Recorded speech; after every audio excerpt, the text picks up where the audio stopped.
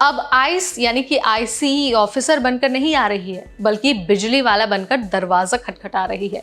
America में immigration agency ice अब पारंपरिक तरीकों से नहीं बल्कि चालाकी से काम कर रही है। इमिग्रेंट्स को गिरफ्तार करने के लिए आइस एजेंट्स अब खुद को पुलिस वाला, बिजली कर्मचारी या फिर सरकारी अधिकारी बताकर घरों के दरवाजे तक पहुंच रहे हैं। बिना वारंट और बिना जानकारी के प्रवासियों को गिरफ्तार कर रहे हैं।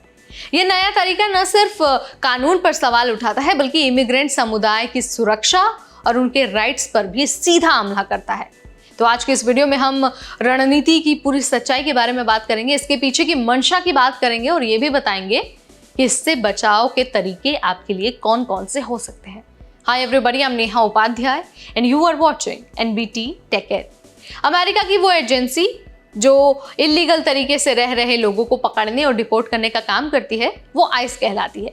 लेकिन अब आइस यानी कि आईसीई पारंपरिक तरीकों को छोड़कर रूस टेक्सिस ये अपना रही है, यानी कि धोखा देकर अंदर घुसने की कोशिश कर रही है। ऐसे बहुत सारे मामले सामने आए हैं।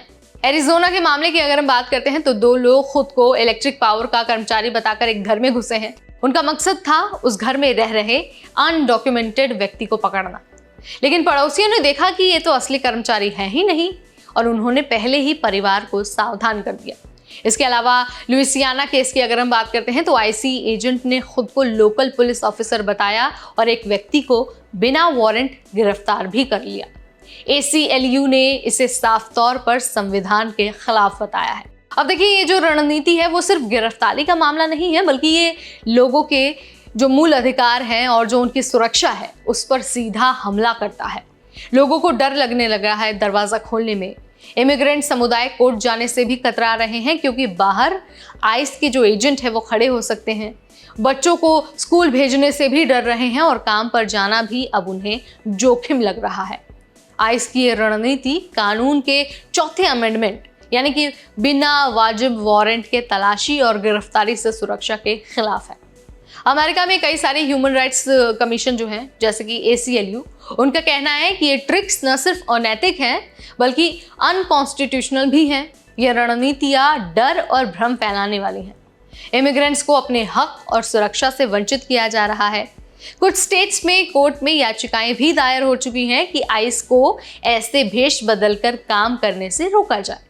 अब सबसे अहम सवाल ये है कि अगर आपके दरवाजे पर आइस के एजेंट आ जाए, वो भी दूसरा रूप लेकर, अपना भेष बदलकर, तो आपको क्या करना है?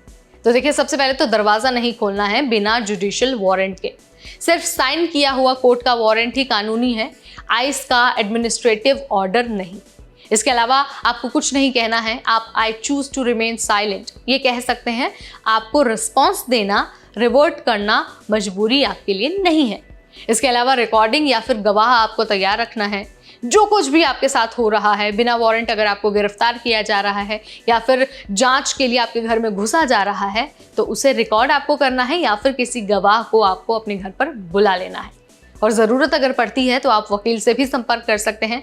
अगर आपको डर है कि आपकी गिरफ्तारी हो सकती है तो पहले से ही आप इमिग्रेशन वकील से संपर्क कर लें।